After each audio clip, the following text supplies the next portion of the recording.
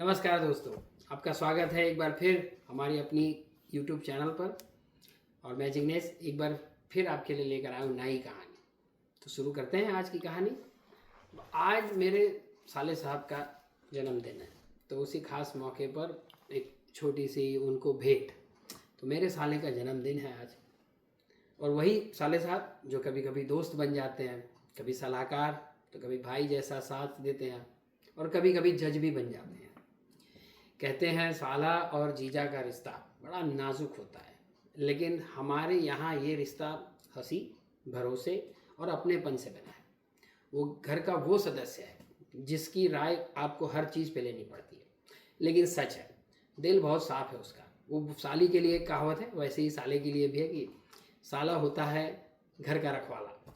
कभी कभी उनकी बातें इतनी मज़ेदार होती है कि आपका गुस्सा भी हंसी में बदल जाए, और उसकी समझदारी बड़े बड़ों को चुप भी करा देती है। अब जरा बात करें उसकी पार्टनर भूमि। वो भी एक अलग किस्म की महिला है, हमेशा उसका ख्याल रखती है। और सबसे मज़ेदार बात, वो मल्टीटास्किंग है। दोनों पास बैठे हों तभी पर फ़ोन पर बात कर लेते हैं।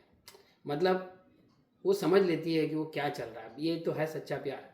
मेरे साले साहब का ज्ञान बहुत कमाल का है। कनाडा का, इंडिया का पॉलिटिक्स, या फिर वर्ल्ड जियो पॉलिटिक्स, गेम्स, करंट अफेयर्स, सब पर कुछ ना कुछ, मतलब सर्व ज्ञान संपन्न। कभी कभी जब वो चर्चा शुरू करते हैं तो लगता है ये सब तो व्हाट्सएप यूनिवर्सिटी पे है ही नहीं। इतना डिटेल, इतने नाम, तारीखें, उदाहरण, किताबों का नाम, कि भी मुझे भी बहस करने के लिए पढ़ाई करनी पड़ती है।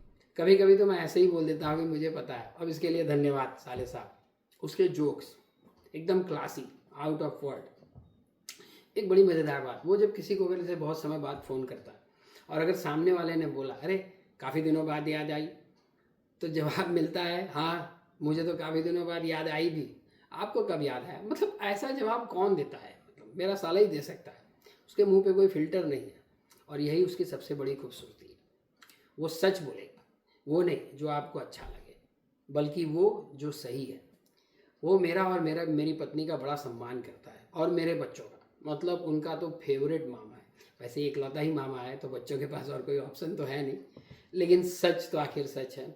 उसे जानवरों से भी बड़ा प्रेम है। मतलब सफारी राइड्स पसंद है, डॉक्यूमेंट्री, पॉडकास्ट देखकर उसने इतना ज्ञान इकट्ठा किया है जानवरों के बारे में भी कि आप सोच नहीं सकते। और सबसे खास बात, उसे सब कुछ याद भी रहता है। मतलब सारे नाम वगैरह सब याद रहता है। अब एक किस्सा तो लाजवाब है।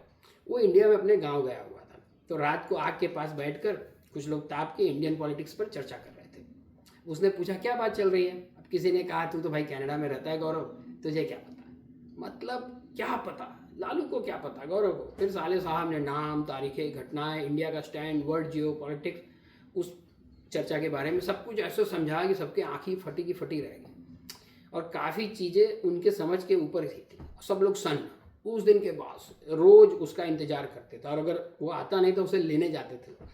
वो आज तक टीवी डिबेट या पॉडकास्ट पर नहीं आया, तो इसलिए नहीं आ पाया क्योंकि उसे उनकी नज़र ही नहीं पड़ी है अब तक इस पर।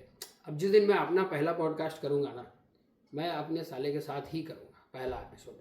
वो एक ऐसा इंसान है कि अगर घर में किसी को कोई परेशानी हो तो सबसे पहले वही खड़ा मिलता है। आज उसके जन्मदिन पर मैं भोलेनाथ से यही प्रार्थना करता हूँ कि उसे लंबी उम्र मिले, खुशहाल ज़िंदगी मिले, और वो ऐसे ही ज्ञान, हंसी, सच्चाई बांटता रहे। जन्मदिन की बहुत बहुत शुभकामनाएं साले साहब। आप वाकई कमाल के हैं। मस्त रहिए, खुश रहिए, और जीवन में आगे बढ़ते रहिए। हम और आपकी दीदी यही प्रार्थना करते हैं भगवान से। नमस्कार, धन्यवाद।